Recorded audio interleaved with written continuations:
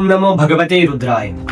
जब आप वेदों की ओर जाते हो तो कहीं पर भी यह नहीं है कि 33 करोड़ देवता है। वेदों में 33 करोड़ देवी देवता, ऐसी बात कोई स्पष्टता रूप में नहीं लिखी गई। एक वेद में एक वाक्य आता है त्रयस्त्रिंशता देवाः। इसका अर्थ बहुत सीधा है, 3 और 30 कुल 33 देवता, ना कि 33 करोड़ देव। यहाँ कोई करोड़ ना तो लिखा है, ना लाख, ना असंख्य। वेद स्पष्ट रूप से देवताओं की संख्या 33 बताते हैं। अब लोग सवाल उठाते हैं कि अगर वेद 33 देवताओं की बात करता है तो यहाँ पर कोटि कहाँ से आ गए और इसे 33 करोड़ कैसे समझ लिया गया है। हम पहले जानेंगे कि भाई वो 33 देवी देवता कौन कौन से थे, उसके बाद हम आगे चर्चा करेंगे। अब बात की जाए 33 देवताओं की। अब यह समझना भी जरूरी है कि वेद इन्हें इंसानी रूप में सिंहासन पे बैठे हुए देवताओं के समान नहीं समझते। वेदों में दरअसल देवता प्रकृति, जीवन और ब्रह्मांड को चलाने वाली शक्ति के स्वरूप है। यही वजह है कि इन 33 देवताओं को 4 वर्गों में विभाजित किया गया है। पहला वर्ग है 12 आदित्य। आदित्य सिर्फ सूर्य का नाम नहीं है, यह समय, नियम और ब्रह्मांडीय समय का प्रतीक है। वरुण सत्य और नैतिकता प्रतिनिधित्व करते हैं सविता ऊर्जा का। आदित्य बताते हैं कि संसार ऐसे ही नहीं चलता है, यह नियम अनुसार से चलता है। दूसरा बताया गया है 11 रुद्र का।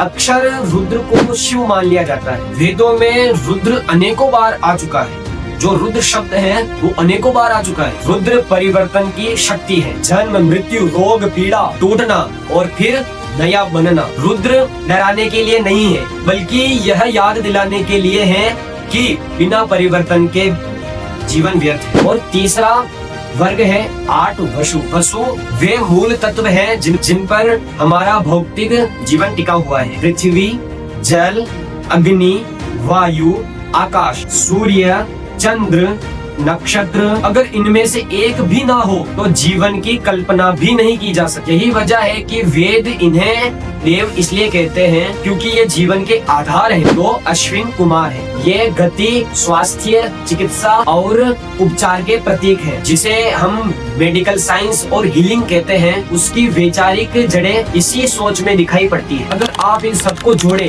तो 12 आदित्य, 11 रुद्र, 8 वसु और 2 अश्विन कुमार, तो संख्या कितनी बनती है?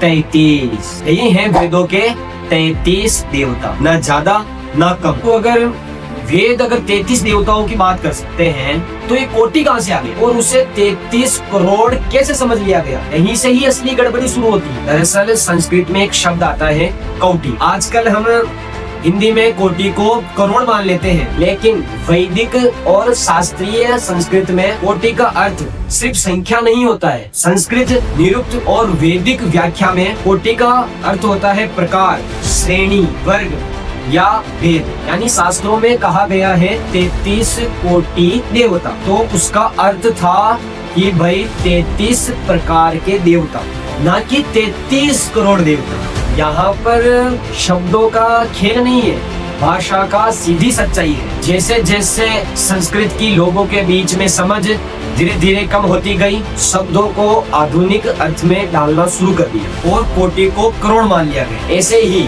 शास्त्रीय प्रमाण के लिए और वैदिक परंपरा के अकॉर्डिंग ज्योतिष के लिए हमारे चैनल को सब्सक्राइब करें। और अगर वीडियो अच्छा लगा हो तो कमेंट करना ना भूलें। इसी वीडियो को शेयर करें, क्योंकि आपके जानने वाले भी जाने कि 33 करोड़ नहीं 33 कोटि देवता होते हैं।